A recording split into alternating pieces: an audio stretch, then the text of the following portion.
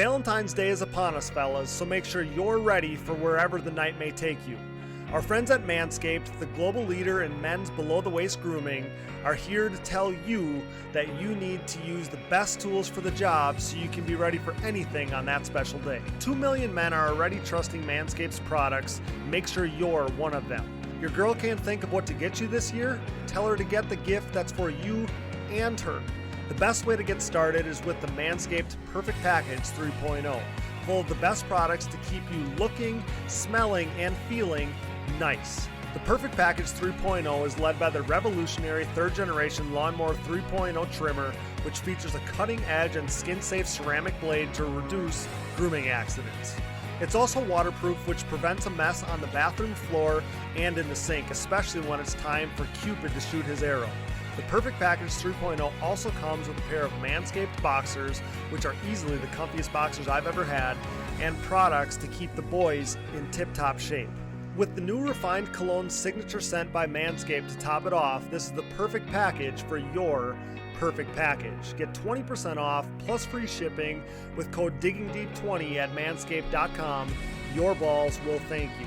Get 20% off and free shipping with code DiggingDeep20 at manscaped.com. That's 20% off with free shipping at manscaped.com by using code DiggingDeep20.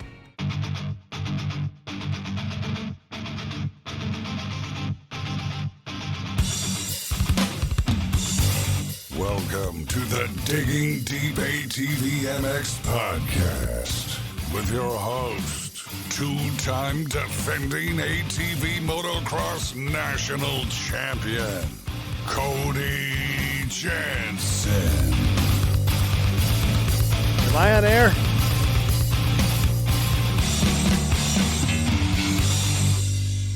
What's up, everybody? We're back. I'm your host, Cody Jansen, and welcome to episode number 45 of the Digging Deep ATVMX Podcast, presented by our title sponsor, CST Tires, available for purchase at shop.csttires.com. I hope you're ready for a special episode tonight. I love digging deep with the riders from the past that I looked up to. And on tonight's episode, it's Mr. Downtown Patrick Brown. The former pro is most notably known for his victory in the first ever ATV Open Invitational back in 2007. But there's so much more to his story, like his incredibly quick rise to stardom within the sport and so much more. Been excited for this conversation for a while now, so I want to jump right in. But first, let's thank all the incredible sponsors that make all this possible. CST Tires, go to shop.csttires.com. Yamaha, thanks to Blue Crew. Valvoline, SSI Decals, DID Racing Chain, Namura Technologies, Bronco ATV and UTV Components, Launderville Steel Enterprises and Concrete Supply, Forworks Carbon, DP Brakes, Gripped Gloves, Factory 43, Bikes, Trikes, and Quads, LLC, and Manscaped. Get 20% off and free shipping with code DiggingDeep20 at manscaped.com. I praised Manscaped's top-notch trimmers on our last episode, including their nose hair trimmer, the Weed Whacker, which is the best nose hair trimmer ever created, but they have so many awesome products. So check out Manscaped. I wish I would have sooner. Get 20% off with free shipping using code DiggingDeep20 at manscaped.com.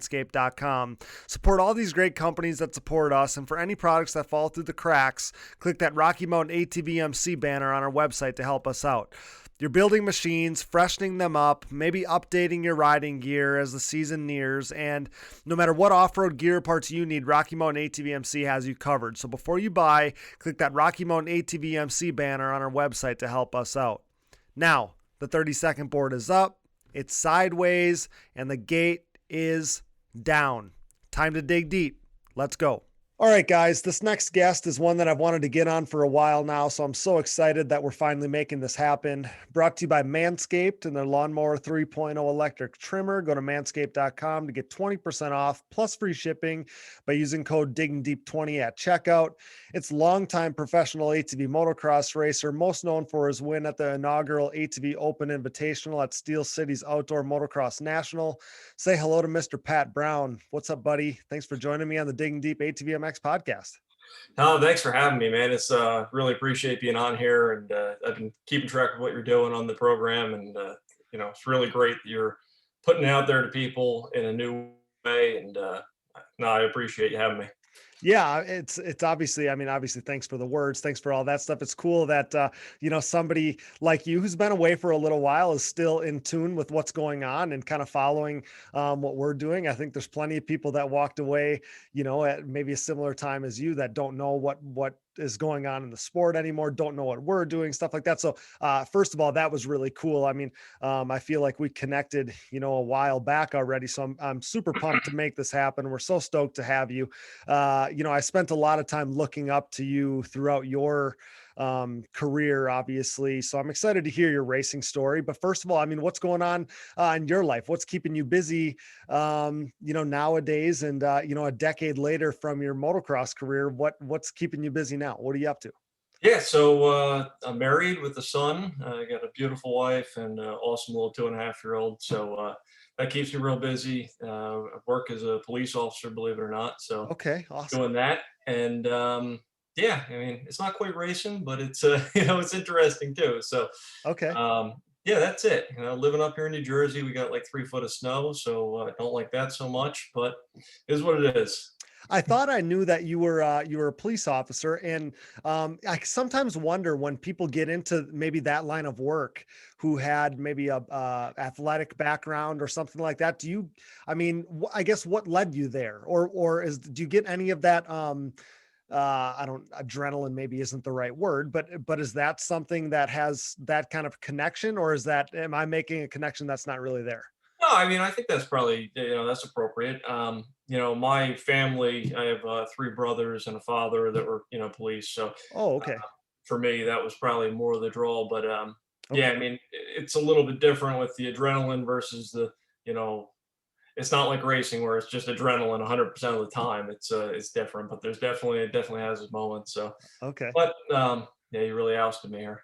Oh, that's funny. Yeah, like I said, I thought that that's what you were up to nowadays, which is awesome.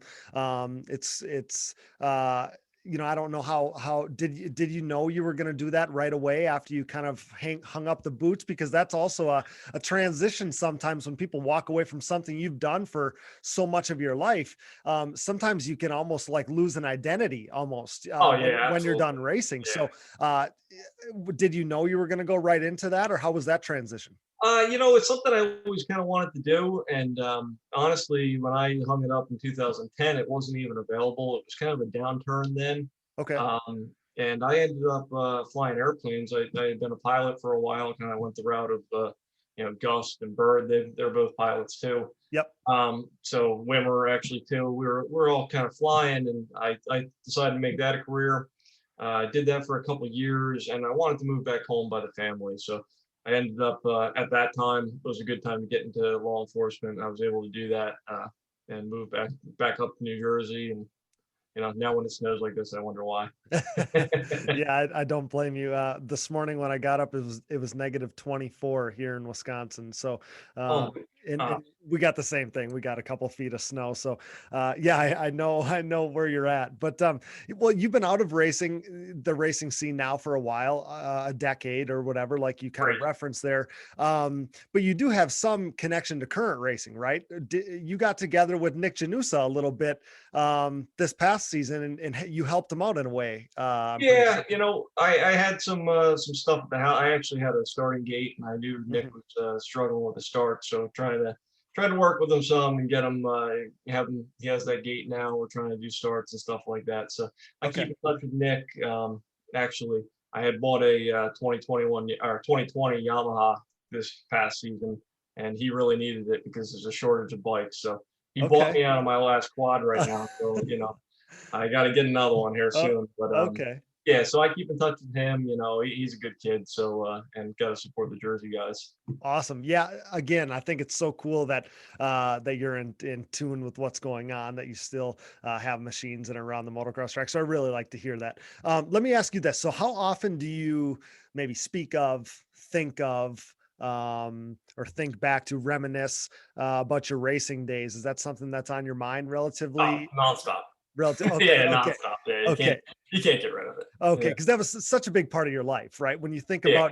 about how long you did it, I mean, that's a huge segment of your life. So, kind of to start this thing off, you have people that I've talked to where they're like, yeah, I just that was a chapter, and I closed that chapter, ended that chapter, and now I don't really think about it that much. So, but I feel like just already from talking to you, I can feel that. Yeah, that's obviously a chapter, something you really enjoy, still love. You still love the sport, maybe the time was right to get out of it when you got out of it, but it's not like you gave it up because you didn't enjoy it anymore. Yeah, no, I definitely didn't give it up because I didn't enjoy it. It was timing with us. With that year, 2010, we were dealing with Kramer won the championship, couldn't find a ride the next year, so I was looking at it like here I was. I didn't have a great year in 2010. And I was like, where am I going to go from here? So Mm-hmm. when you see the champion struggling to find a ride, I was like, yeah, but I'm happy for, Ween was able to stick it out and had a few rough years, and then, look at him. So, and he keeps me thinking about it too. Cause I'm like, hey, we're the same age. We have a birthday right around the same time. I'm like, man, but no, it's been a long 10 years to get back to something like that. Yeah, that's crazy. I was going to ask that. Maybe we'll get into Chad at the end of the episode a little later on. But yeah, I mean, your name will last forever within this sport, within ATV racing, probably most notably because of that historic first ever ATV Open Invitational victory that you had. But first, I want to take it back to the very beginning and ask you, how you got into ATV riding and racing. I know after things kind of took off, after you started, really taking it seriously, it was a really quick rise for you. But I mean, tell me about when you first started riding and how that led. I think maybe you rode for a while and then got into racing later. So take me through that. Yeah. So, yeah, with that inauguration win, or with the invitational win, and a lot of my wins, I'm kind of looking back at them. And it's like whenever there was a lot of people around is when I really shined. So, Yeah. that kind of thing. So, yeah, it started off. I've been riding since I was like 4 years old. Playing around fields and riding with buddies and stuff like that. Didn't actually go to the first race that I ever went to until I was 16. I was well equipped on a Yamaha Raptor. Oh my. Like stock Raptor. But I loved it. It was Sleepy Hollow. This is 2000. Oh yeah. 2001. Okay.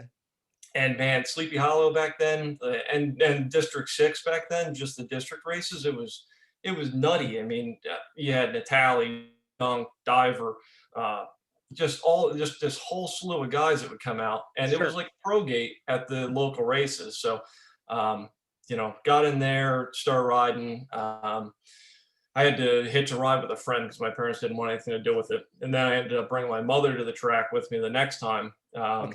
And she sees me crash and stuff like this, and she goes and tells my father, this is the worst thing you've ever seen. You got to see what he's doing out here. And so she brings Dad the next time to shut it down. And I think I won that weekend. Dad was like, "This is great, and this is the coolest thing ever. You got, we're going. I'm going to get you a new bike and all this stuff." So it was my gosh, it was exactly the opposite of her plan, and that kind of took off from there. So that got me right into. He was into it, and we, he was always like my main mechanic. So yeah, it was from there we kind of by the next season 2002 started the nationals. I raced B class, and I was racing A at the locals, and then there was going to be, I remember there was somebody was going to protest me for riding B, so I moved up to A mid-season. But it was good that I did. So kind of threw that season away, but I did the whole season in 2002. And it was just awesome. I had grown up watching these Huevos videos and stuff, and now here I am, like watching these guys on the track, Tim Farr and Shane Hitt and Corey Ellis, and the whole group of them is like, oh, this is crazy. I'm actually seeing them. So, yeah. And then 2003, what did I oh yeah, I have a bone to pick because Wimmer wanted to tell you that he won all of the races in 265A in 2003. Okay. That is not true. I beat him at Danville that year. It was the only time I beat him, and he always claims it's false because it snowed god awful on the second day that weekend. So they took our qualifying times, and because I had a faster qualifier, they gave me the overall. They gave him second. Oh, So don't sure. let him Okay. fool you. He didn't sweep it that year. I joke with him all the time. I called him about that one. Yeah. Well, and I read something before you get ahead of yourself. That's awesome tidbit. I had that happen to me once too, early in my 450 career in an A class where I won my qualifier. It was like my first 450 race, and won 450A, my qualifier. I'm pumped, right? I'm like, oh, Yeah. I got a good chance for tomorrow. They rained out Sunday, and I got second because my qualifier was like literally a half a second slower than the other one. So I'm like, Yep.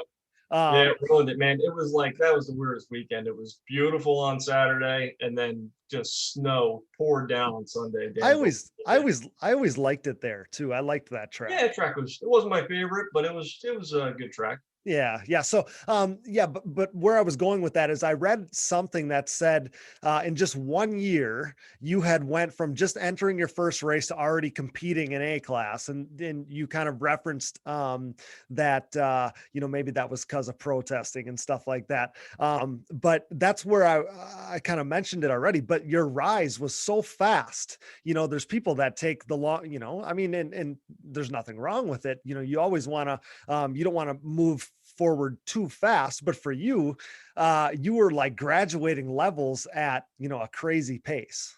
Yeah, I mean, yeah, yeah, definitely. I had a lot of experience on the bike, but I didn't have a lot of, like the competition. I was riding like around the field, nobody really to push me. So, Right. um, I also had the opportunity and hooked up with some awesome people that really, guided me through it. And they deserve a lot of the credit for my, quick rise, just putting me on the right track. Mhm. Whether it was getting a ride with, I rode with Natalie and Dunkelberger, and them kind of being like a lot faster. I always kind of hitched onto somebody faster, and tried to ride with them, and that just made all the difference in the world. Of course. Yeah, of course it does. And I feel like you were a guy that was always kind of around, whether it was the teams you were on and stuff. It seemed like you were always around other great guys. So obviously that helps. But yeah, so you were talking about 2003, and it's crazy to think that you had only been, racing for just a couple years or whatever at that point. But Yeah, that was an incredible part of the story to me because, your instant success was, I mean, it's amazing. Like that doesn't happen for people very often at the national level. You won four-stroke A that year, the four-stroke A national championship. You talked about Wimmer. You finished runner-up to him, yeah, in your other class, and not the first time either. right. So there's nothing like your first title. So I feel like that's probably, a year or a title that you probably still hold pretty, in high regard. That's probably something that's still pretty special. It was, but I got to be honest, and I think it was probably, it's probably part of the reason. But I always had my sights set higher, and that was just kind of like a stepping stone. It was like get to the pro class. It was like Okay. get up Yep. there and compete with those guys. So, yeah, I mean, I took in a lot of my wins and celebrated and whatnot, but yeah, it wasn't. That's not the like one of the ones that stands out. Like I Okay. have a few that stand out. Okay. Well, and I feel like too, and maybe this is what you're getting at, but when you're expected to win and when you have goals that are higher than just winning, those classes, um, Yeah, I feel like too, it's a dangerous thing because you can almost like not appreciate what you're accomplishing. You know what I yeah, mean? that's Like definitely true. it's like you win or, and in your mind, you're like, well, that was expected. I expected to win. All I did is achieve what I expected to do. Not like you don't even get like this crazy high, if that Yeah, and makes by the sense. time getting into the pro class, I would say that, that's Mhm. definitely the case because there it's like, when you're getting paid by the factory and everything like that, it's like, I Yeah. didn't leave the track happy very often. Yeah, it's a vicious cycle. So, in pro am in 2000, in 2003 there, or maybe that wasn't pro am yet, but in 2003, what were you riding? So I was riding let's see, 2003 for the majority of the season. I was on a hybrid. It was actually a Hauser bike, Okay. the Hauser YZ 426. Oh, the Uh, 426. Okay. yep, And I didn't know if you Yamaha. were already on that quad. Okay. Yep. So I can still picture it, by the way. yeah, yep, okay. So I had JRD as a sponsor, and about halfway through the season, Kevin Muma from Lost Creek Cycles, I started Mhm. working with him. Like I said, I've been riding with Dunk a bunch, and kind of he was kind of mentoring me and whatnot. So Okay. I hooked up with Kevin, and Kevin started getting us like really took us to the next level with like taking care of the bike and doing stuff for us that way, Sure. teaching us the right thing. And so then by the end of that season, I ended up doing good. Won the 4-stroke championship. I got second in 265, and the YFZ is coming out. Mm-hmm. So get that bike, immediately love that thing. I mean, that bike still, I can like, growing up, you jump on these bigger bikes and it's like, I remember getting off my my Z50 and getting an XR 100 and like that next big bike, and just how much faster and how much cooler it was. Yep. And as kind of not really an adult, but as an adult, that was like the only thing that ever like I jumped off that bike and jumped on that YFZ. I was so excited just that this thing is this good stock. And now they're that much better, but of course. So that was cool. And then so that was a full Lost Creek build. Kevin took that thing down. We built it right, and TC motor, PEP shocks, the JB components, and Wrath, and just an awesome bike. And I was where I was going to be. I had the 4-stroke win, and 265 was locked up for second. So the last race of that year, I jumped into the Pro-Am class on the new Lost Creek bike, and I actually won my first Pro-Am race. Okay. Which is pretty cool. So yeah, that's incredible. So then that next year, 04, when you were in Pro-Am, you were on the YFZ at that point? Yeah. In 04, I was on the Lost Creek YFZ. Okay. And that would probably be, of all my seasons, I'd say 2004 was just like my breakout year.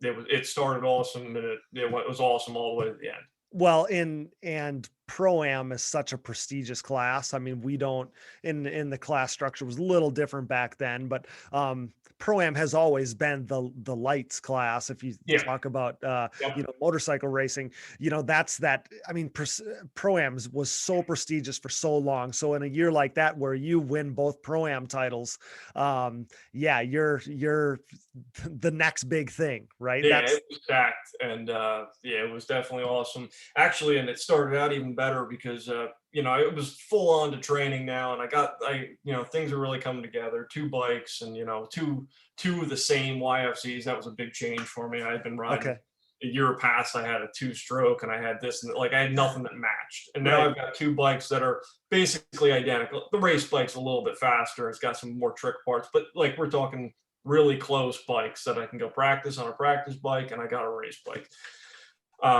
And headed out to California with Dunk, and that was the first time I actually met Corey Ellis, and he ended up being a big part of who I became, because he helped me out a ton. And but that year we're going out to do the Stadium Quad Series, and so it was what were they calling it that year? It wasn't Pace. It was. It ran with the monster trucks. Yep, I remember. Yeah, so, I don't know what it was called, but the first race of them, I didn't even qualify, and then I took off the next 4 races. I got 5th, a 2nd, and then I won the last one. Okay. So, and those were pro races. Yeah. So here I was, like the year before I was an A rider, and then I came into 2004. I'm like, I want to run this pro quad series inside, and I ended up winning the last race. I was like, even the one before that, I hole shotted, and Timmy Farr passed me. And it was like, actually, because I was just looking at ATV riders going through, actually ATV scene, reading the report. And it's like, and I said then, I was like, I'm just honored to be out here with these guys. And here I was, I finished 2nd in that race. And then the next weekend I won. So it was incredible. Well, and those were a huge deal back then, right? I mean, that was the who's who. I mean, all you guys were racing them. Yeah. And, they suited me well. Unfortunately, the next year was the last year they did them, and I was injured for that season. But 2 things. I mean, the people, they packed those stadiums, 60,000, 50,000 people. So that fed into me, and the Supercross style was always better for me too. So but that took into 2004, and then went through, won both championships, had some epic battles with Jeremy Lawson in that 265 Pro-Am class. That's what I was going to ask you is really good races. Who were you battling back then? Yeah, he was the guy that year, me and him. He was on, I think, a JPMX Walsh bike. It was a hybrid. That's why he didn't ride the production. He was riding the hybrid bike. And we had some battles. We went back and forth, and it was fun. One in particular, I remember Casey, Illinois. We were like, smashing each other in each turn, and just like came down to the last turn. I got him that race, but it was fun stuff. That's awesome. You guys ended up racing a lot over the course of your career then. Yeah, definitely. Yep. Yep. So, but no, that was an awesome year, and finished it out with, I had locked in the championships a little bit early, moved up at Daniel Boone, Yep. and finished my first pro race in fourth. I was just gonna say, I mean, your that kind of that quick rise, that desire to be up front or whatever, didn't stop when you moved up to the pro class, because yeah, you just missed the podium by one spot in your very first pro race.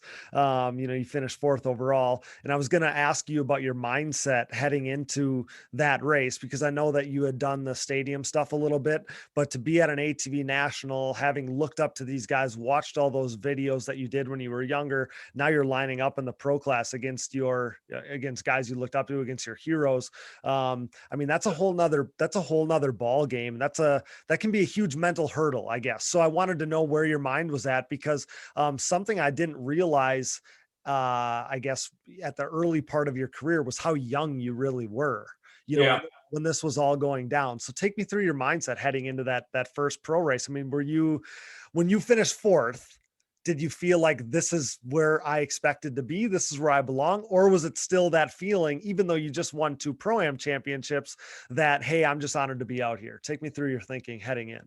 Well, yeah, I mean, I think by the time that race came along, I was ready. I was fired up. I mean, I've been winning all season long. I Yeah. felt awesome. Just worked really well with that bike and stuff like that. So, Okay. I don't think I was surprised. I mean, I think, I was ecstatic to get fourth in my first race, but, I knew I could do it. Okay. And, it was just an awesome weekend. It was really fun. Yeah. So tell me about that day. I mean, who are you battling with? Stuff like that. I mean, those gotta, those gotta be memories that you still hold on to, I would think. Yeah, so I've knocked a lot of them out of my head from all the crashes. But no, I know I moved forward in those races that weekend, and I felt good. I know it was muddy.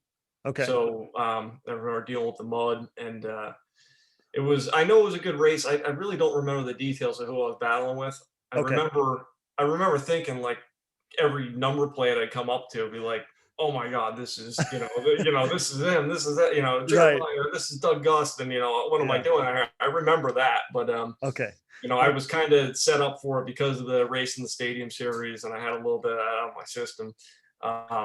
Where it hurt me was that once getting fourth, my first, I never expected or wanted to do, worse than that. So Of going into course. next season, it was like, that's where I expect to be on the podium. That was kind of where I was going with that question too, is when just like you said, when you start your pro career that well, you're setting the bar very high for yourself. So, tell me about your rookie season then. It looked like you were a constant top 10 threat. I know you capped it with an amazing ride. I remember that day like it was yesterday. Really? At Loretta's, and you finishing second in the second moto. And literally from that day on, from watching that day, I literally remember the whole rest of your career thinking about you as a contender, because burned in my mind was you finishing second at Loretta's and being so strong. I was like, you never know, Pat Brown, he might, this might be the day. So I guess tell me about your rookie season. Then obviously that ride had to be amazing to cap the season the way you did. Yeah. So going into 2005, late start, I switched over. We ended up with K&K as the main sponsor that year. Good guys. But we kind of got a late start, and then to throw everything on top of it, went down to the Winter Olympics. Had a bad get off down there, a bad cut on my leg, so that threw me back. I didn't get to do the stadium series like I wanted to. Okay. And came into the first couple of races slow because I just hadn't been riding. So sure. Luckily, I was working with Travis Spader, also in Jersey. He's a physical therapist, so he got me on board. Like, I was riding like 3 weeks after this bad injury. So, okay. And made it to the first round. It was like 5 weeks later. Between I have this bad wreck, I got all sorts of staples in my leg. I was looking at my femur through my gear, and then 5 weeks later, I was riding going to the first race. So, oh my gosh, it was a slow start, and then we had some bike issues to work out, and then actually, I don't know if you know Tony Kellner. He was Barry Hawk's mechanic. Okay. He came on board the program about mid-season. We really started getting things squared away. The Gibson stuff was working good, and then we started picking off some good finishes and ending out like I usually did, ending strong, and having that second place. I remember battling with Jeremiah in that race and Luberg and some guys. So that was definitely one that was really good. And I also had some Yamaha support back then. So from 2004, the guys at Yamaha, Steve Nessel and Travis Hollins were out there, and got talking to them and kind of carried some support into 2005. So it was important, that win at the end of the season. I had a lot riding on it because that gave me something to say, like, hey, I am still here, and that got me my factory ride in 2006. That was my next question. Was I thought that that ride had probably went into kind of earning that Yamaha ride that you had, that Yamaha support. But yeah, I was going to ask, so it makes so much more sense now knowing, that you're battling this injury coming in, that creates a slow start and stuff. But yeah, I got to believe that strong, finish to the season there, that strong ride had something to do with the factory Yamaha ride. And I was going to ask you how that opportunity came about. You kind of already answered that question, but that had to be surreal too. This kid just a few years earlier is at a track racing his Raptor 700 or whatever, 660 for the first time. Back then, carbon pop off. Right. Yeah, exactly. The 660 for the first time. And now you're a factory Yamaha supported rider. That had to be the coolest feeling. Yeah, definitely. And that goes back to with meeting Corey Ellis out there and him kind of, I would say, he put me on the right track with like how to deal with people and how to, the insider California guy. And he, showed me his guys and told me how he deals with these people. And, okay. That was a big help. So Corey was already on the factory Yamaha team. I was tight with him. Mm-hmm. And then going into 2006, I was able to go out there. Corey, took me into his home. I was living with him and stuff like that. I'd ride with him out there, and that's how we worked out that Yamaha deal. So, which worked awesome. Also, back in 2005, another good race I had was that the Great Outdoor Games was in 2005. Oh, yeah, ESPN. Yeah. And that was when ESPN came into our sport, and really, right. That was a big part of what pumped it up for those years that I was in it. Mm-hmm. One of my buddies always talks about my timing coming into the sport was just impeccable. I mean, it was like you couldn't have asked to come into the sport and get good in the sport any better time than when I did. Yeah, so, and then there's dudes like me that were just that much too late, because when I was winning like the premier youth classes in like 2006, 7, 8, we got baited in like, oh my gosh, there's all these rides, there's all this support, there's all this whatever. And then as soon as we got to top A classes, top like pro-am, then it was like, there's nothing here for us, Yeah, no, I hate looking at that for the guys out there now, because it's like there was times where, I mean, we had Can-Am with 2 rigs, we had Suzuki with their team, with their factory team and the satellite team. Yep. Yamaha had a full rig. We had Kawasaki. Everybody, Honda had guys. Yeah. Well, I mean, so if you came into the sport right now, I feel for these people, because if you came in right now, you would not be able to picture it. You probably wouldn't believe it. But the pro class, the 20 dudes that made the mains, made the motos, were factory affiliated with somebody. Yeah. I mean, there was those good years of 7, 8, 9. We were sending factory guys home out of the qualifiers. It's crazy. Incredible. The qualifier, there's 36 guys lining up. Mm-hmm. So it was nuts. It was crazy. And again, to think that you must have been only about 20 years old at that time. And to think that you're figuring out the business aspects of these things, because Corey did a great job of being, running his racing as a business, right? And making all these connections, and stuff. And you were learning that at an early age, which is something that, you were able to use to your advantage throughout the end of your career. Yeah, and that definitely, I was always able to talk to people, so that was a strong point for me. Mm-hmm. I mean, learning from Corey, and Corey's just good people. So when he would go out there and he showed me his ways and stuff like that. But it definitely worked out great for me. Yeah, that's great. So then, tell me about 2006. So 2006, I looked through the results because I'm always like, what exactly? Which But which year was you what? Yeah. unfortunately, most of my season started out not well. So, Okay. I have some points to stick out in 2006. We had some DNFs early on. Hmm. Some of them, I was leading a race in Texas and blew up. Okay. Had a couple rough ones, and then always came on strong at the end of the year or so. Hmm. Um, Nothing huge that stands out in 2006, Okay. Well, 2007. gotcha. I mean, '07 was obviously a big one for you. And that's what I was going to say. I didn't want to bypass 2006 as we were getting closer to 2007 and all the great stuff that happened there. But prior to the ATV Open win, you would have raced all the ATV Nationals, right? And then you probably went to some of the WPSA races too. Yeah, so '06, I was doing both series. We could fit both in. Okay. Now you've kind of sparked my memory here. So 2006, I ended up finishing third in the WPSA series. I had a lot better showing there Okay. than I did at the Nationals. Um, Gotcha.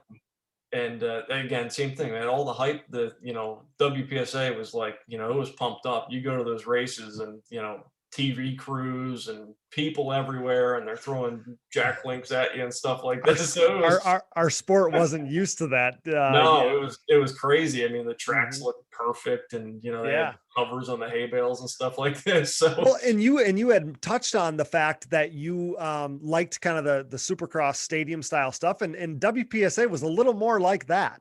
it was, and I know I was disappointed because going into 2007, Yamaha told me that they're going to split us up, and I Oh, was going to be riding the Nationals, and they okay. were going to have Spader doing the WPSA races, and I wasn't huge on that, but it worked out in the end. Okay. And I was going to ask about that. I was going to ask, what had you, and I've probably figured it was a manufacturer thing. But I wondered, what had kept you at the ATV Nationals while all the other guys were, not all the guys, but, majority of people were running WPSA. But I mean, credit to you. You go to the ATV Nationals, you finished third in points, which was awesome. You had 5 consecutive, podiums at one stretch of the season there. And, I was going to ask you what it was like during that period, though, because it was like the ATV Nationals were a little more barren, not necessarily throughout the classes, but maybe in the pro class. So what was it like being, there was 3 big guys, right? There was 3 main contenders, I feel like. And Yeah. as one of those guys, what was that like during that period? I've never got to ask this question before. Yeah, it was. I mean, there was always that hype that oh yeah, this isn't the real pro class. The real pro class And is I over didn't mean it like that. No, no, I know you didn't. But no, I, looking at it, that's the way. How could you not look at it that way? Because you had a stack full of guys. You had all the factory rigs at the other place, and it was the 3 of us over at the WPSA or at the Nationals. So Well, um, the crazy part, not to interrupt, hold that thought, but the crazy part was in 2006, it was so ridiculously stacked. And yeah, then for 2007 to have 3 guys that are top tier pros, and then, the rest of the guys just weren't on the 3 of yours level. It was like the demise of ATV motocross is what it felt like, at least in the ATVA side of it. And then yeah, obviously it came back, thankfully. But I wanted to ask that question, what it was like from your perspective, because it had to be odd. yeah, it was different. What was cool though was that all the races didn't conflict. Mhm. So we started off pretty much with the same type of series that we had the year before. I remember that. Yep. We did a few races like that. Then they started conflicting. Because at the beginning of the season, the WPSA guys used them as like warm-up races, Yeah, warm up basically, races. right? Yeah, and Yeah. there's still money on the line. Oh, of course. Most of us Yeah. had contracts that were going to pay contingency for both. Mhm. I raced every WPSA that I could. Yep. Because it was money. It was Didn't conflict. Yeah. Right. yeah. I mean, it was good experience and it was money. And what was cool about that too was that the guys that were at the Nationals did pretty good when the WPSAs came over, and vice versa. I went over to the WPSAs and had some pretty good runs over there that year. Mhm. And a little bit of that too. The motivation was that I had been hearing that these guys aren't the real pros. These are only these 3 guys. Right. It kind of yeah. I mean, it was fun to get out there and show them that no, we still have the pace on this side and that side. Well, and again, it wasn't like you were mediocre guys. I mean, when you're talking yourself, Joe Bird and Jeremy Lawson, the three of you could have been top three at any race, no matter who lined up. Yeah, yeah, I think so. Yeah. Yep. So, And it's I look at even now because I've talked to Joel about this a little bit, and it's like it's such a different form of racing when you have because I've done the three guys and then I've done the whole line full of them, mhm. and I do better personally with the whole line full of them. I don't know if it's the hype or if it's you know. But it makes a big difference in the racing when your second place guy can come from last and still get second or still get Mhm. third. It makes it tough, and I think for Joel, I think he's fast, so Oh yeah. he would do good no matter who was out there, and Weenan's fast too, very very fast. So Of course. Yeah, I do think you're on to something there, though, because it is different when you have to worry about one or two guys. I feel like it's a totally different mental game yeah, when it's like, hey, there's 10 guys or 12 guys or whatever the number is that can go win this race. Then it's like, hey, I just got to go, yeah, no it matter what. definitely changes things up, and then you get like for us, we had guys like Keith Little or Tim Ford, who might not have been the fastest guys, but they were winning races because Yeah. they just, they could get out there and win them.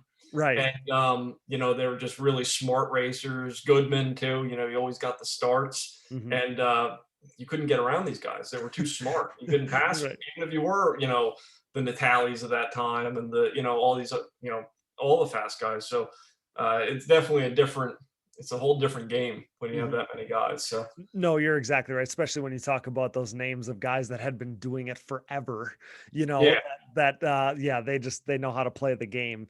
But yeah, it's interesting. And you talked about how, you were a guy that kind of stepped up to the plate. You were like a gamer when it was all on the line, when all the guys were there, that's when you stepped up to the plate. And, we were talking about, 2007. That's when, the had to be the highlight of your career, right? When that day happened at the ATV Open Invitational. So I want to dive into that event. We'll get right back to the show, but now a word from our sponsors. And thank you for listening to these ads. Without these great companies, none of this would be possible. Show your support for the people who support us.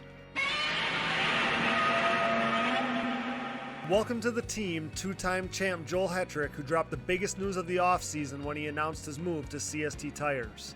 The CST takeover has been gaining momentum over the past several seasons, and now Joel Hetrick and his Phoenix Racing teammate Jeffrey Rastrelli are the most recent additions. The Pulse MXR tire has helped lead riders like Thomas Brown to race wins and 3 consecutive Quad Cross of Nations titles, Nick Janusa to the Pro Class podium, myself Cody Jansen as I rode my Pulse MXR fronts and white label soft compound rears to back-to-back national championships in the Junior 25 Plus class, and the most recent additions have us thinking a Pro Class national championship is on the horizon for CST tires. The Pulse MXR tire, available in soft and standard compounds, offers the highest level of traction, most predictable cornering, and superior wear characteristics when compared to the competition. Visit shop.csttires.com to join the CST takeover today, or prepare to be beat by someone who did. Joel Hetrick, Jeffrey Rastrelli, Nick Janusa, myself, and so many others are believers in CST Tires. Are you? CST Tires, where passion meets the ground. You already know we're Team Blue Crew here at the Digging Deep ATVMX Podcast. Whether it's second all-time winningest, 7-time and reigning ATVMX Pro Class National Champion Chad Weenan, or 6-time and current XC1 Pro ATV GNCC National Champion Walker Fowler, it's clear the podium-proven Yamaha YFC 450R is the winning choice of sport ATVs. This unprecedented success for the YFC 450R, its unrivaled quality and performance, and the undeniable fact that Yamaha is the leading OEM supporter of ATV racing has created a Yamaha takeover within the sport quad market. Better yet, Yamaha's Blue Crew Racer Support Program is back and even stronger for 2021, meaning Yamaha riders are about to cash in on higher payouts and more prize opportunities, including a chance to win a brand new YFZ 450R. For more info, head over to YamahaBlueCrew.com, follow them on social media at Yamaha Outdoors, and check out Yamaha's full proven off-road lineup at YamahaOutdoors.com today. For over 150 years, Valvoline has led the charge by being dedicated to constant improvement and innovation across all disciplines of racing. Valvoline has sponsored some of the greatest names in motorsports, and for the better part of a decade, I've been fortunate enough to be part of the historically great Team Valvoline. From my commuting vehicles to small engines, race quads, and everything in between, I trust nothing but Valvoline in all of my equipment. I've experienced increased function and durability as well as a longer life expectancy thanks to Valvoline's array of products and lubricants. Since 1866, Valvoline has been focused on bettering your experience, whether on road, on track, and everywhere in between. Upgrade to Valvoline today and check them out at valvoline.com. SSI Decals is a name synonymous with ATV racing, synonymous with big-time success, and absolutely synonymous with the best-looking decals around. An offshoot of their parent company that was established in 1947, SSI first took shape from owner Ian Harris's passion for ATVs. With what started as just making numbers and decals for riders like Chad Wienen, the company quickly took off, and today you couldn't imagine ATV motocross without SSI decals. The graphics maker and designer now supports all the top teams in ATV motocross, as well as teams and riders racing GNCC, Work Series, Pro Motocross and Supercross, Canadian Pro Motocross, short course off-road trucks, UTVs, snowcross, and oh yeah, 6-time NHRA World Champion Clay Milliken. No project is too big or too small for SSI decals, making your identity stick with championship level graphics. Head over to SSIDecals.com today and then maybe call the doctor because things are about to get sick. The Digging Deep ATVMX Podcast is brought to you in part by DID and their range of championship winning chains. Powered by technology, DID chains are designed to give you the greatest strength to weight ratio, making them the optimal chain for racing and giving you a championship level edge. DID has been driving championship-winning race programs since 1933, chosen by champions such as Chad Wienen, Joel Hetrick, and myself, Cody Jansen. Champion above the rest is DID's 520 ATV2 chain, with those same design principles and materials being used throughout their entire line of products, including their on-road category as well. Pick up a DID chain today at your local dealer or reputable online e-tailer. DID, what drives you? We are proud to be partnered with Numira Technologies. Since 2001, Numira has led the charge in the ATV and side-by-side market, covering more applications than anyone else in the industry. Numira's advanced piston technology uses a NASA-exclusive aluminum alloy that helps to reduce expansion rates, that allows for tighter tolerances and leads to higher overall engine performance for your machine. For more information about Numira's wide offerings of pistons, rings, gaskets, and industry-leading top-end repair kits, visit your local dealer or online at www.numira.com. Numira Technologies, pistons with an attitude. We are pleased to be partnered with Bronco ATV and UTV components. Bronco has been an industry leader in replacement hard parts and accessories for all makes and models for over 15 years. With a catalog that includes a full line of electrical components, engine internals like rods and cylinders, all the way down to suspension parts and bearing kits. Bronco is your hard part source for whatever you need for whatever you ride. Available exclusively through distributors around the world. Visit your local dealer or online at broncoatv.com. Forworks Carbon's innovative lightweight products include top-notch seat covers, carbon fiber and plastic hoods, gas tank covers, exhaust shields, shock guards, and much more. Whether you have an ATV, UTV, or snowmobile, Forworks has the goodies that will improve your ride and make you salivate. We trust Forworks for increased function and a sexier look, and you should too. Forworks Carbon, always working hard to bring high quality and innovative parts to the market. Check them out today at fwcarbon.com. The Digging Deep ATVMX Podcast is also sponsored by DP Brakes, a longtime supporter of ATV racing and the world leader in sintered brake technology. DP has been dominating the ATV world for decades, supporting the best four-wheeled racers on the planet.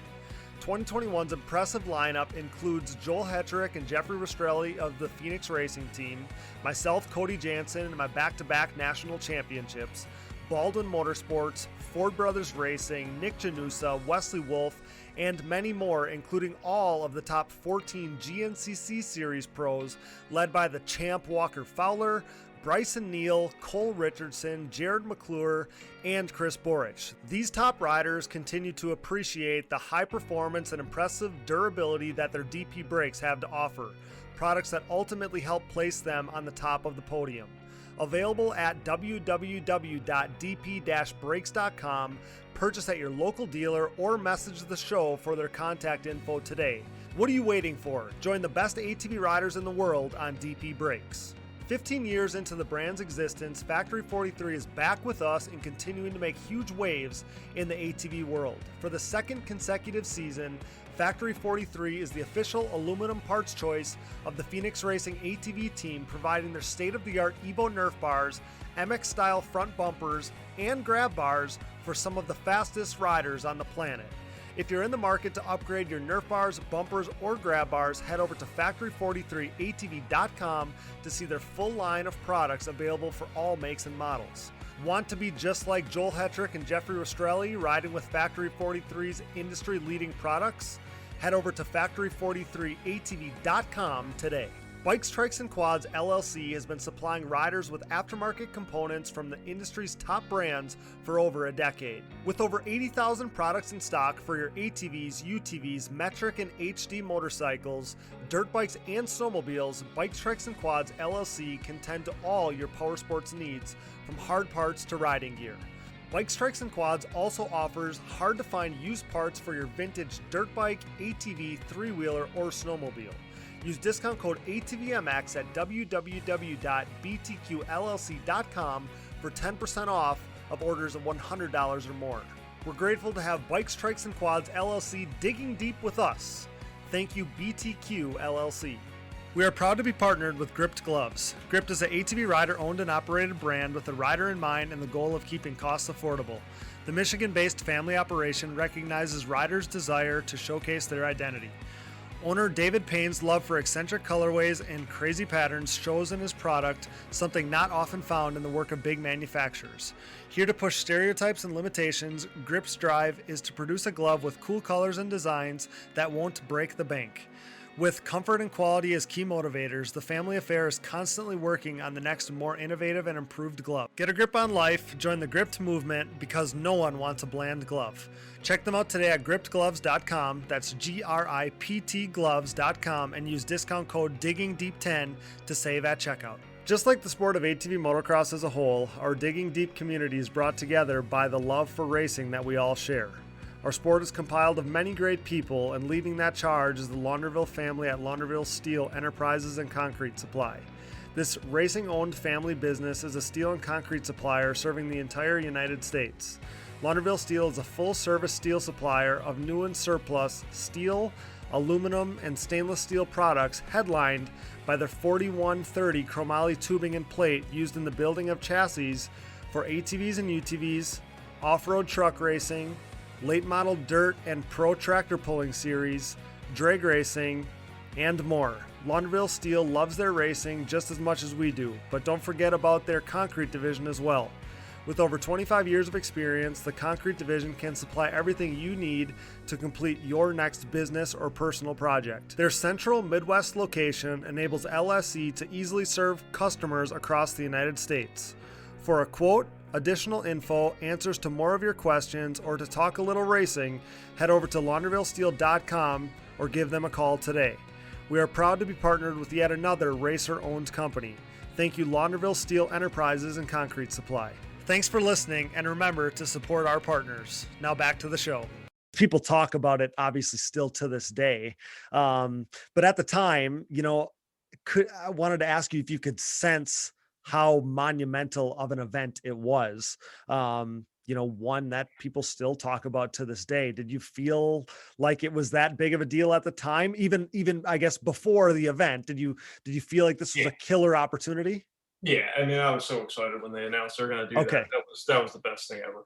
Okay. I was standing there looking at the track, talking to Kevin Windham, and signing autographs with Dungy, and it was awesome. Okay. You had all their people, and I mentioned on one of your posts just that it was when those fast guys saw us ride, they weren't like, it wasn't like all these quad riders are holding people up or doing this or that. Those guys all were very impressed with what we were doing. All the ones I talked to anyway. Mm-hmm. And it was just a great weekend. It was fun. Yeah. And I was going to ask you about that, because I remembered stories back then of like that Kevin Windham had been super impressed or whatever. And I think that think that so many of us have heard, top level dirt bike guys see, top level pros like you, in what they were able to do on a four-wheeler. And obviously it's impressive. It's more the, I don't know how to say it, but it's not top level guys No, you that, got it.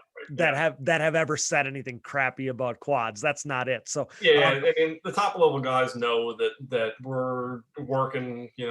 This isn't a one-off thing. We're just some guy with a six-pack that's out here riding a fancy around and right. doing. Yeah. They can see that there's a lot that goes into riding these things, and most of them have ridden a quad and know how just stupid they are to jump, and they do all this wacky stuff. And Mm-hmm. I've been riding a dirt bike a lot more than I've been riding a quad. And whenever I get on the quad, I'm like, what am I doing? Right. Yeah. Yeah.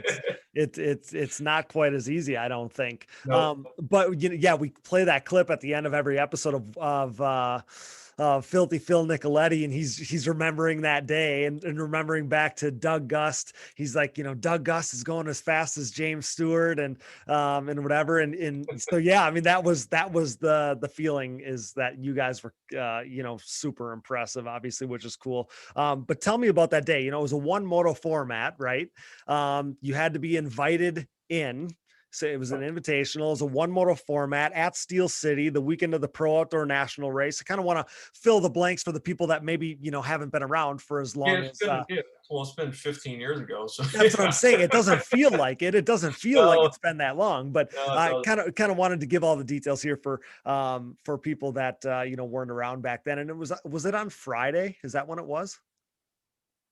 I think it was on Saturday, because it was. They raced. So the bikes raced on Sunday back then, or was it between the motos? The bikes raced on Saturday. Okay. And we did. We got our motos out of the way, I think, before they even began. So it was we practiced and qualified before they started their practice. Okay. And then I think we ran our first moto before theirs, and then they did their full show. Okay. I think was the way it went. So was it a multi-moto format or a one moto? No, it was one moto. Okay. So it was a time qualifying for gate pick, and then it was right into the 120-minute moto. Okay. So yeah, so I guess take me through that day, that race. I'm assuming, like I said, I know this answer, but it has to be the highlight of your career when you think back to it. So tell me about that day. Yeah, it was awesome. The track there was big jumps, bigger than what we had been probably used to before. Okay. Yeah, I remember, and we didn't get much time. The track was pretty sticky in the morning, pretty sloppy. Okay.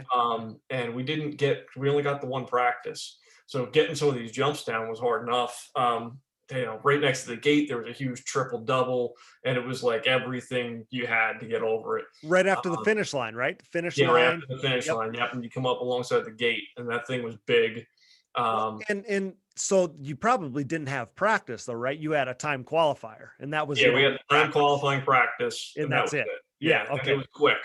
Yeah. And I remember, actually, I hadn't even jumped one of the big doubles in the back on the first. I jumped the first time on the first lap. Because you had to, because you're leading. A whole shot, and I was like, well, we're going to figure this one out right now. And it worked out. Yeah. But yeah, I mean, we knew a couple guys jumped it. I don't think everybody did. And I was like, got to go. That's amazing. Yeah. So yeah, you got the whole shot. Was it muddy for the races too? Was it muddy for that race a little bit, a little mucky or something? A little bit. Yeah. It wasn't terrible, but it wasn't perfect track by no means. Okay. So. And I feel like the stories that went around back then were that you got the whole shot. You were able to send all the jumps early in the race while everybody was kind of messing around with each other, trying to get around each other. Maybe some people weren't jumping, some of the jumps or whatever. You get out in a way and you just check out. So was it a long race with a lead like that? I mean, you hadn't won a motocross, an ATV national until that point. So, yep. I mean, I feel like this is even bigger than just winning an ATV national. So, I mean, take me through, do you remember what you were thinking as this moto's going down? Cause it's had to feel like forever. I remember towards the end, like, okay, where's that white flag? Where is it? Come on. Yeah. But I mean, I was riding awesome that weekend. The bike was dialed in. That was a, custom access quad. The suspension was awesome. Andy from Custom Access, now he's P1 suspension. Okay. bike work was working great. Turner was my mechanic at the time, and my father, of course, still Turner wrenches. But we were hooked up. The bike was running great that weekend. It was DASA motor, GYTR and everything that we had on it. But everything was perfect, and I got a whole shot, and it was like, this one's not getting away from me. I almost threw it away. I think in the last lap, I almost like endoed into a turn on the braking bumps because I was so excited. But luckily, I kept it together, and I got that one win. And it was a big money win. It was like, the purse was ridiculous. I'm sure. And, then I had payouts for, bonuses, win bonuses and stuff like that. So that was awesome. But really just the win, being right there. I see that picture all the time of me coming across the finish line, and Paul Turner, hugging it out at the end of the race. And no, it was a great one. That's so cool. Did it feel like you finally had gotten over the hump to win, ATV National? Yeah, and then moving forward, I thought that was going to be it for me. I thought, okay, now I'm here, I'm going to be winning races, but it didn't work out that way. So right. Well, I guess maybe that makes that one that much more special. Yeah, definitely. Yeah, that was definitely a good one. Yeah, that's just an amazing thing. And I feel like since I, kind of started digging deep and, put these posts out there, kind of reminiscing on some old times, that's just a day that always seems to come up because people hold it in such high regard, being that you were, in front of pro national crowd, in front of all the factories. That was the heyday, like we talked about earlier, of all the factories being there. Such great exposure. It was the finale for the dirt bike series, so it doesn't really get any bigger than that. I guess when you think about, and I put this in the bio for the write-up for this episode, but it had to be one of the most, if not the most prestigious ATV events in the history of the sport. I mean, that's how I look at it. That's how so many people look at it. So to think that, you won that race, going away, like that was your event. That's just gotta be an amazing feeling. 15 years later, to still be having people talk about it, it's just an incredible memory for not only for you, but for so many. I feel like that's gotta be definitely. And I get walk over here real quick. I still got the cup over here. There you go. But no, awesome. What was awesome about it was that it wasn't like we were a sideshow. Right. The fans and stuff, they were so hyped up with what was going on with that race. It wasn't like, they were just filling in, we're going to ride, whatever they do to fill these things in while the dozer's taking care of the track. Right. It wasn't the halftime show. Yeah. We were part of the show, and the people there, dirt bike fans that came there to watch dirt bike races were coming up to me and like, that was awesome. I can't believe you guys are jumping. That's crazy. How are you doing this? And it was like, everybody there, and I won, so I had the most fun, but everybody had those people coming up to them, telling them how impressed they were. It was fun. It was awesome. Yeah, that's so cool. So based off of something that I read, and I kind of remember some of these thoughts going around at the time, but was there a real thought that ATVs may actually race with the bike series in the following years? Because I swear that was a thought, and I actually read it, preparing for this. But was that a thought following that event, that might be a thing that happened more than just one-off event? Yeah, and I think it was kind of a test run too. They were doing that weekend to try to figure out if it would work. Okay. I think what happened was that then that was going to be the way that the AMA was going to drag everybody back.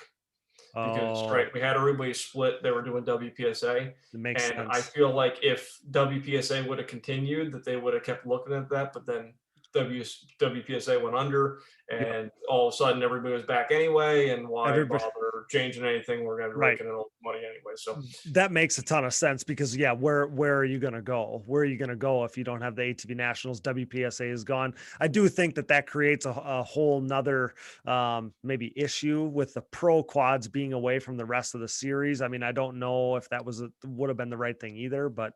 And then there was also talk that they were going to do, we were going to have 3 or 4 races with them and the rest of them back with our guys. What I think what they would have done, what the idea was going to be was maybe make it like an 8-race amateur series and a 12 or 14 race pro series. And that would have made sense. Yeah. Yeah. Yep. And it would have been great exposure for the pros and everything too. It in some kind of alternate universe, it would have been awesome to see. It just never happened. Yeah, and I because you have to keep the pros with the other guys. I mean, that was That's my great. one argument. One thing I never did was I never left the track before the pros were done. You know, Mhm. all my amateur career, I Mhm. was studying, you know, the pros every race. Uh, Exactly. Yep. you know, even you know, all the way Yep. through. And in the years that followed your career, that butted up to kind of the beginning of my pro career, I remember being in all those meetings and people saying, "Yeah, we need to get with the bikes. We need to get with the bikes. We need to get with the bikes." And that just uh, what you're talking about, kind of being with all the amateur quads and then having some additional events at the amateur bike or the pro bike races, like they kind of do. They do the Daytona thing, and they did Yeah, Crawfordsville and stuff like that. It would have just been basically similar to that, just having some more events. That's a great thing, but you can't split the pro quads away from the amateur quads. That no, just you can't have would guys go. never Yeah, work. Yeah, nope. it would never work. But yeah, so the next year, I kind of want to jump to the next year. You got to come back to the event wearing the number 1, and there's those Yeah, pictures out there with the gold number plate and stuff like that. That had to be a cool thing for you too, I would think. yeah, yeah. I mean, definitely, that was cool. That was it was nice to put number 1 on the bike. I wish I could have kept it on there. I mean, I had a red plate and stuff like that too. But you know, Wimmer had Right. other ideas, and then Kramer. So, Yeah. um, but no, it was fun to wear the number 1 plate. Wish I could have backed up that win. Didn't do it that weekend either. But no, definitely cool. Got some really cool ads in the magazines and stuff from that race win, and it was neat. That's awesome. Yeah, I feel like that had to be a pretty cool thing when you kind of sat back and looked at the number 1 on your quad. That had to be pretty special. So, and I feel like, you raced for a number of years after that. I don't know if you have any memories that stand out over the course of those years, but I do think people forget. I mean, you talk about that win, but that was only in 2007. You were still Yeah. around for another handful more years, and I feel like people forget that from time to time. So, Yeah, does anything stand out over the course of those last few years there? yeah, we had some good races. You know, we struggled a little bit, and you know, the next couple of years, a lot of the early season problems and stuff like that. But uh, definitely, I mean, there was some really good moments. We had 2008. We switched over to the factory rig. We had a Okay. full factory set up in Yep. 2008. So you know, that was awesome. And I And had you some good, you got another podium in 2008 though too, right? yeah. At the abbreviated the muddy race One at moto format, man. I need Sunset that one Ridge. moto format. It's There you like all go. my Yeah. wins are on the one, you know, or good races.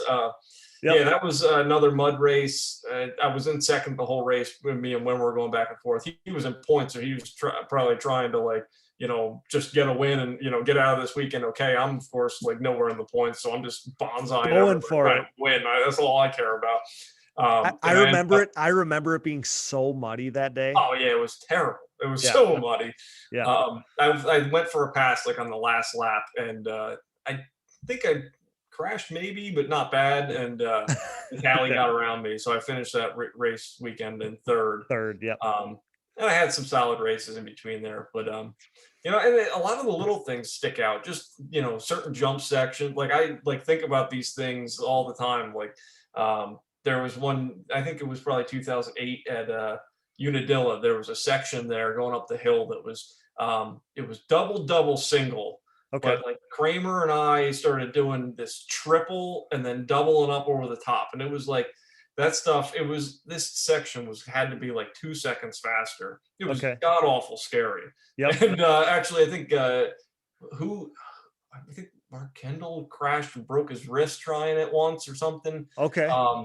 But it was like stuff like that, these little jumps and you know, triple sections, stuff like that. I find Sure. myself going back to them all the time, like, oh, that was so fun. It was so much faster and Right. stuff like that. So Like I used to be that guy, yeah, when you think back on it, it's yeah, yeah. gotta be Even if cool. I wasn't winning the races, I had moments, you know. Mhm. nearly one practice and stuff. Well, I always felt like you were a technical rider. You know, you were and I guess you're kind of referencing it there. But when I came to being technical in a section, putting sections together, that's how I always thought of you. And it's funny that you say that the stadium style or supercross style stuff is where you shine, because that's exactly how I thought about you when it came to figuring out sections, figuring out intricacies within the track to be a little smoother, jump something a little different. That's how I always thought about your riding style. So it's funny that you say that, because you're kind of touching on the same thing. Yeah, definitely. I mean, and I go back and try to think, what could I have done to have been better? I had the right training program. We were, Dustin and I were both working with Moto TST at the time, which is I was still great friends with him. Okay. Our training was there. At the practice track, Dustin and I would be like the same pace, and I just on race weekend, I couldn't get it together. Okay. For any more of those wins. So, I go back and look at it. There was a time there, and I kind of wonder sometimes going into 2008, I did some riding in the off season with the Suzuki guys. Okay. And back with Kevin, and things when I was riding for Kevin, things went so well with Lost Creek Cycle. So I always kind of wonder, I wonder if I would have went that path, if it would have, been different for me or what. But, sure. Yep. I can't, I look back at it, and how can I regret anything? I had just an awesome experience. The people I met and the relationships that I built, and and being the Yamaha's guy for all those years, it was awesome.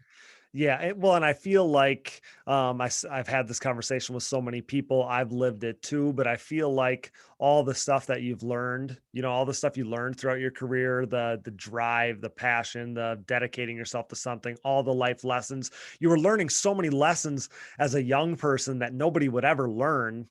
You're kind of baptized by fire, right? When you're going through these things, traveling the country, just being in all these different scenarios you would have never been in. That's shaped you into the person you are today. I guarantee it. Yeah. The life experience I gained from that is just, by far outweighs anything else. Yeah.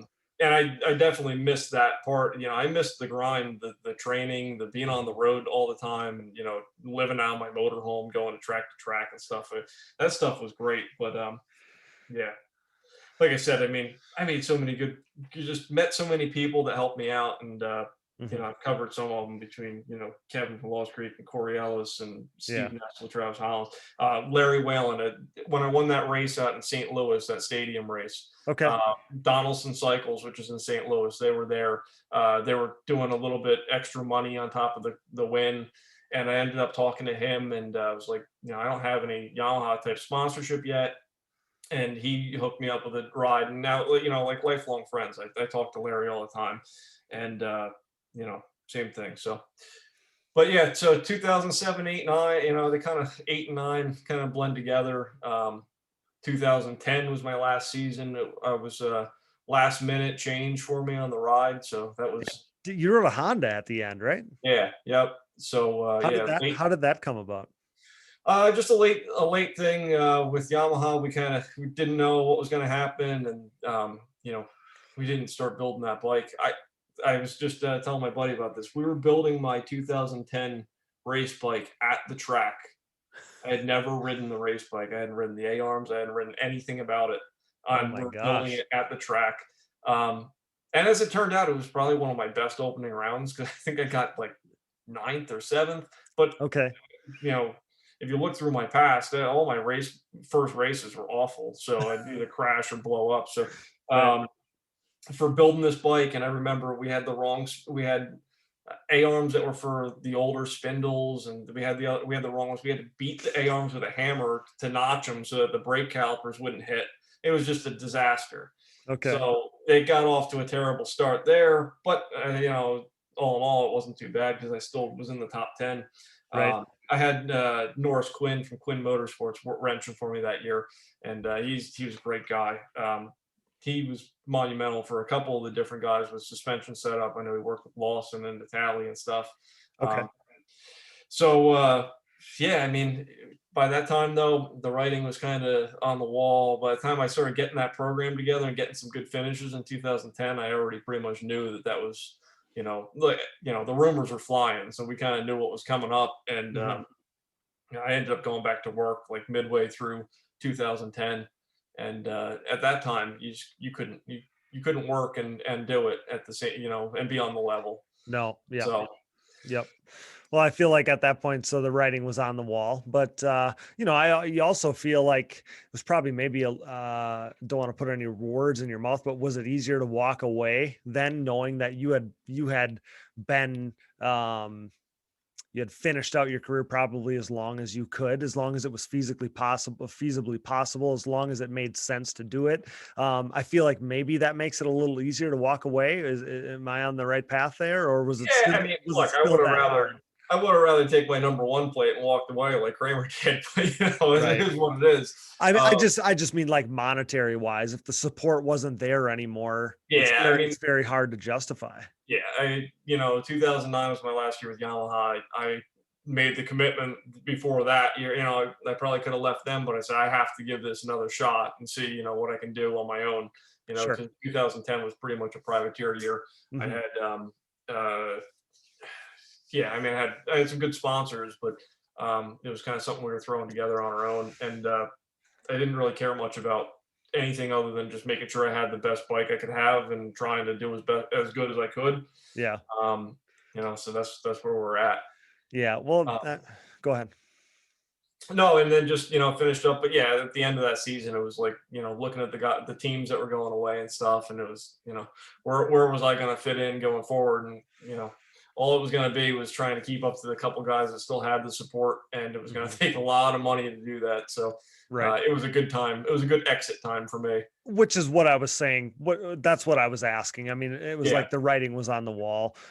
So yeah, I mean, when you look back on your career, do you have any moments that you're most proud of? I mean, obviously other than the big win, but what are your feelings when you kind of think back on it, look back at it? It's got to be, obviously something, we've covered this, that it's a great memory, something that you love, but what's your overall feeling when you think back to it? I mean, really, it's just the experiences, and even more so than the race, like the race wins. I still get goosebumps thinking about the race wins. But Mhm. the people that I met and the things that I got to experience. I got to go race in France, and ran around Paris with Harold Goodman, and I went to Mexico with the guys from Yamaha and rode Baja, and actually with the guys from the magazine. This is Quad magazine when Transworld had Quad magazine. And Yep. Doogie's over there.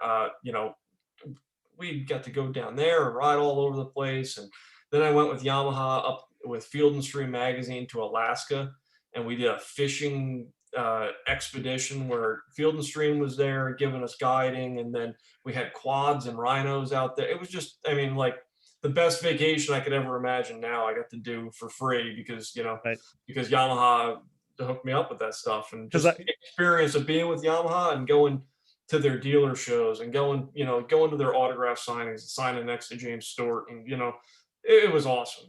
It was the best. to think that I often think about this for guys like you, to think that riding an ATV, you were able to use that as a vehicle to have all these killer life experiences. That's just an amazing thing in itself. Yep. No, definitely. I mean, it was a great experience that I got to have, and I'm still so thankful for all the people that helped make that happen for me, from my parents to all the people that I've mentioned here. Just what an experience. So if I were to ask you your favorite quad that you ever had, would it be the YFZ or would it be something else? Yeah, the Yamaha's even though I didn't finish out my career on the Yamaha, it's still I was on Yamaha the whole time basically, and I still buy Yamahas now. I got a 2018 450 dirt bike that I ride nonstop. I got a 2-stroke. I like the Yamaha stuff. Okay. Yeah, I love to hear it. I sometimes wonder, because there's people from that era that loved the hybrid so much, right? That I wondered, a lot of people, when you ask that question from your era, go hybrid. But yeah, it's cool. It's obviously, we'd love to hear it. Yamaha supports our show. So yeah, the Yamaha now is amazing, but yeah, it's awesome to think about that first generation Yamaha and how much how much you enjoyed it back then, how much of a futuristic quad it was in 2003 or 4. And then I don't know if you remember, or when did you first come to the races? 01, 2, Okay, something all like right. that. So yeah, you were around for when Corey Ellis brought that thing out at High Point the Yes, first time. yes, It was like, yes. look at this bike. It was just awesome. And the first time when I went and picked mine up, I went to this dealership up in Honesdale, Pennsylvania, to get my first YFZ. Okay. I couldn't even get home. I stopped alongside the road. I had just a helmet, and I went and rode in these coal hills that I found. I was like, I got to ride this thing. I couldn't even get it to the house first. Oh my Uh, gosh. and it was just, I was like, this is awesome. This is like a dirt bike, level quad. Yep. And Yep. and now, the 2020 that I had, you could ride it stock, and all that's what all the guys are doing now, is all riding these stock bikes to train on. Uh-huh. Awesome, awesome bike. Agreed. I mean, I can't put into words really what it was like when that quad came out, in 2003, 4, that time period, because it was like, I mean, I don't know. They sold it kind of like it was a dirt bike, but it was a quad, like it was production that it was, I mean, race ready is so different now, but it was like a kind of race ready sport quad, which just wasn't a thing. Yep. And yeah, so that was so cool. And then, yeah, obviously to think now what those guys do on those stock machines is truly incredible. And the years there too were so great, because with all the different bikes out and the different manufacturers, we were getting updates from Yamaha every year or every two Right. years. They were coming out with different swing arm, making the Mhm. bikes better from the factory. Well, which they're still doing, which is amazing. That's Yeah. the incredible part about Yamaha, to think that they Yep. continue to make that machine better. They improved to having a slipper clutch. They improved just these little intricacies, the rear end's a little better, all these little things that they made better year after year. To think that they're not necessarily being pushed, I mean, there's really no other way to say it. Nobody's out there pushing them, and they're continuing to innovate. They've been innovating from the start. That's got to be cool. And then for somebody like you who was affiliated with Yamaha for the duration of your career, pretty much, it's got to be cool to have them still be the one that's pushing the sport. You got to probably still wear that Yamaha, proud on your sleeve, I would think. Yeah, I do. I mean, the company was great, and Mhm. again, just for the opportunities they gave me, I would, their bike's awesome, and their products are just excellent. And Mhm. if I'm going to buy my utility quads a Yamaha, my dirt bikes a Yamaha, Yeah. so. No brainer. Yeah. Okay. So what about, if I asked you toughest competitor that you had to compete against, who would you say? Well, Or maybe you could hybrid the question. Biggest rival, maybe somebody you always felt like you were racing, anything yeah, like that. Give and me that's what I was going to do, some because the mind. toughest competitor a lot of the times was winning the races, and I was hanging out somewhere else. But Okay. there was guys, the battles I had with Lawson, probably in the pro-am class, were my favorite, Okay. because there was one race at Bluntville, Tennessee, at Muddy Creek, and I got tangled up in the start with and Lawson was out front, and I tracked him down and passed him. And like in my head, as I'm coming up, and I was last, I came up and I passed him, and like I thought he would be mentally beat. Like he knew I was in the back, and I came up and caught him, and I passed him, and then he like passes me back, and then we battle like we've been battling the whole, like I didn't just do this run. Right. And that. Harold Goodman too. I had races with him like back and forth, and like didn't give up, and I love that stuff. Yeah, those are such incredible memories to just to think back to. That's why I wanted to ask that question, because maybe even sometimes to the outside eye, you went to your days battling at the top of pro-am, so everybody saw those battles. But sometimes throughout your pro career, you just find yourself around some guys like all Yeah. the time. So Yep. that's why I wanted to ask that question. So we talked about that you keep up with current racing somewhat. You kind of keep tabs on the guys. You mentioned his name at the start of this thing. You were racing against Chad Wienen during your career, pretty much all of it. Yep. How amazing is it that this guy is still at the peak of the sport? He's still seemingly getting better and better every year. I needed to ask you about that before we let you go. I'm very impressed with what he's done. He's like you said, yeah, he was there. Yeah, he was impressive, and you guys have gone over his story. But when he became, who he is now, that one year, it happened in 2006, was it? Is that the right Seven. year? 2007 when he when he got from, the Suzuki ride. Yep. Yeah, that's when he went, and he had that Honda in the beginning of the year. He went from like not somebody that was really in contention, just like he went through the pack at Glen Helen on that Honda. Like I was like, what is he doing? He's going way too fast. Why is he went from like way back behind me to just like the front of the race and then blew up, he blew that Honda up a few times before he got on the Suzuki. But yeah, he was fast all of a sudden. And it's impressive that he's been able to, to keep at it, and I'm happy for him. Yeah, a little bit jealous, but happy. It's incredible. How do you want to be remembered as a racer? Or that's a difficult question for some people. So if that doesn't work, do you have a message for your fans out there? Well, I'd like to be remembered as just the fastest guy to ever be on a quad, but I don't think I'm going to get that. Hey, some of the days you were. Yeah, some of the days I was. Yeah, there was a time and place. I think I had a good style. I had, I think I was, good to people I was racing with and stuff like that. I can't, people are going to think of me what they do, but I'm just thankful for the opportunity the sport gave me. Yeah, that's a great way to put it. I always thought of you as somebody who was always in the mix. You were always like consistently in the mix. That's how I felt like it. And I wanted to, I knew you had got some more wins that weren't just ATV national wins. So it's not like you weren't winning races as a pro, but it sometimes felt like you just always were right there. And you didn't get the win. So it was, awesome to obviously see you get over the hump. I didn't know if it felt like that to you, like you were always on the cusp of it and maybe weren't getting those wins like you were always so close to, I feel like. I feel the same way. And I wish I would have been able to, and still 10 years later, still thinking about like, what was it that just made it happen these weekends?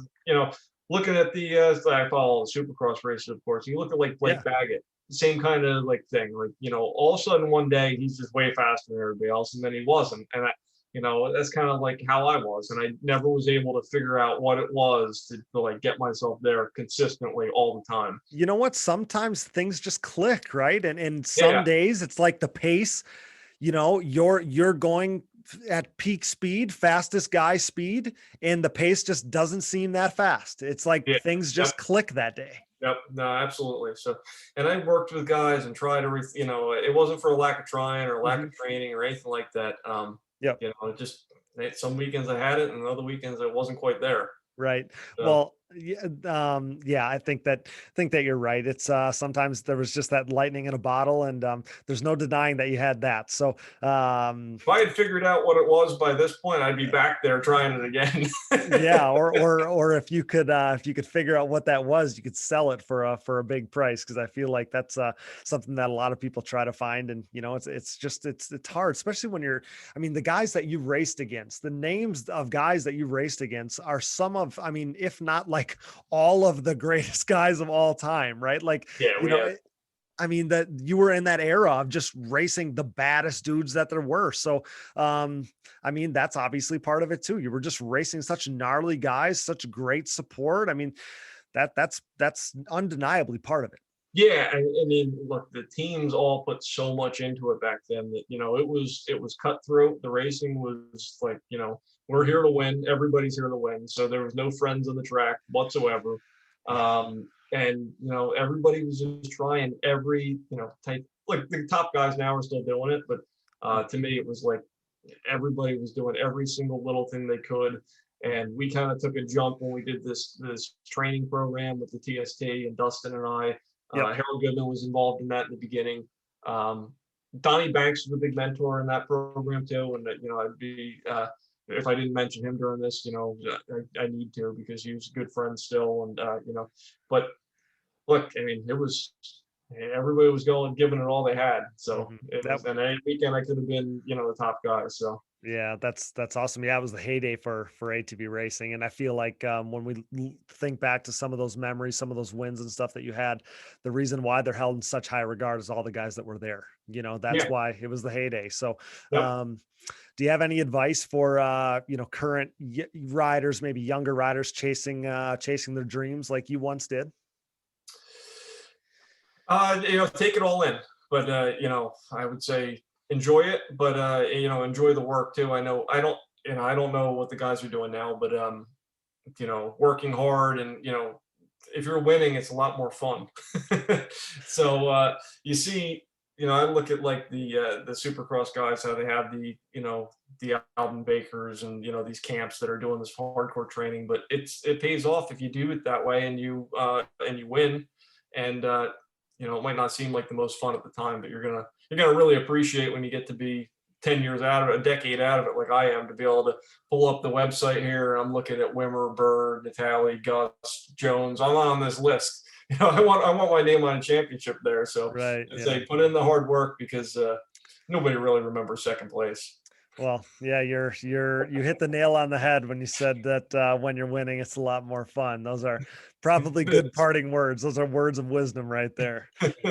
But man, I can't thank you enough. I mean, this is such an awesome conversation. This is obviously one, like I said, that I've been looking forward to for a long time. So it's surely lived up to the hype. And it was a lot of fun to listen to some of these old memories. And I hope that you enjoyed it as much as I did, because this was a blast. No, I really have. Thank you for having me on. I'll be listening to all the future races, and hope everybody stays competitive and healthy and happy out there on the track. Yeah, well, it was an absolute pleasure to have you, pal. If you ever want to come back, talk about some current racing, tell some more old stories, anything like that, you're always welcome here, because it was an absolute pleasure. Yeah, maybe I'll check you out at the track here soon. Yeah, that would be a blast. You're the man. That's 2007 ATV Open Invitational champion, forever a legend, Pat Brown, brought to you by Manscaped. Get 20% off plus free shipping by using code DiggingDeep20 at manscaped.com. Thanks again, pal. Take care. Thank you. See you later. See ya. Man, what an awesome dude. What an awesome story. Major thanks to tonight's guest, Pat Brown, for joining us. Thanks to producer Dallas Jansen, my brother. Thanks to Brooke and AMA official Harv Whipple. Thanks to our sponsors, CST Tires, shop.csttires.com. Yamaha, thanks to Blue Crew, Valvoline, SSI Decals, DID Racing Chain, Namura Technologies, Bronco ATV and UTV Components, Launderville Steel Enterprises and Concrete Supply, Forworks Carbon, DP Brakes, Gripped Gloves, Factory 43, Bike Strikes and Quads LLC, and Manscaped. Get 20% off and free shipping with code DiggingDeep20 at manscaped.com. Support the brands that support our show, and don't forget to use those codes to save. You can find them on our website, and be sure to click that Rocky Mountain ATVMC banner for all of your off-season needs and to help us out. And most of all, thanks to you guys for listening. Our show merchandise, including Digging Deep shirts, hoodies, our new Quad Guys Get Hot Chicks t-shirts, and more, are available at shop.diggingdeepatvmx.com. And if you're looking for another easy way to help support us, visit our website and click the Buy Me a Coffee button. This allows you to set up a one-time or monthly contribution to help us out. You can call us anytime and leave a voicemail at 920-569-3519, and follow the show on social media, Digging Deep ATVMX Podcast, and myself, Cody Jansen, for additional content and breaking news, including a huge announcement from Digging Deep in the coming days regarding a brand new and major endeavor we're about to roll out for the 2021 season, so stay tuned for that. We are so pumped. You can find us on Apple Podcasts, Google Podcasts, Amazon Podcasts, Spotify, Stitcher, and more. You know the drill. Basically, wherever you find podcasts, you'll find the Digging Deep ATVMX podcast.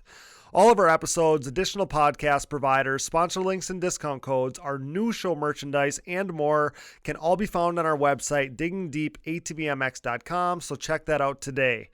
Be a friend, tell a friend, please download, subscribe, rate, and review. That really does truly help us out. And with that, for Pat Brown, Brooke Catherine, Dallas Jansen, and I'm your host, Cody Jansen, thanks for listening to the #1 podcast in ATV racing, now 2 million downloads and counting. Until next time, thanks for joining us and digging deep with the stars of ATV motocross. See you next week.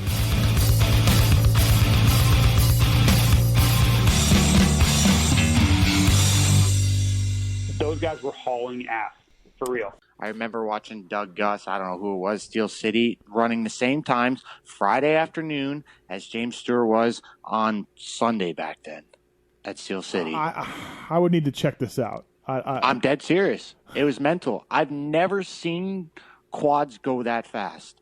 It's not easy, Steve. It's not easy. Listen, JB, I don't want to hear. It's not easy. I don't want to hear. Squadlers are freaking nice. You don't chew Big Red, then what the?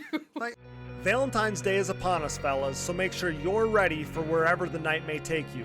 Our friends at Manscaped, the global leader in men's below-the-waist grooming, are here to tell you that you need to use the best tools for the job so you can be ready for anything on that special day. 2 million men are already trusting Manscaped's products. Make sure you're one of them.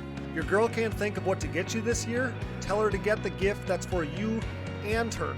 The best way to get started is with the Manscaped Perfect Package 3.0, full of the best products to keep you looking, smelling, and feeling nice. The Perfect Package 3.0 is led by the revolutionary third-generation Lawnmower 3.0 trimmer, which features a cutting-edge and skin-safe ceramic blade to reduce grooming accidents.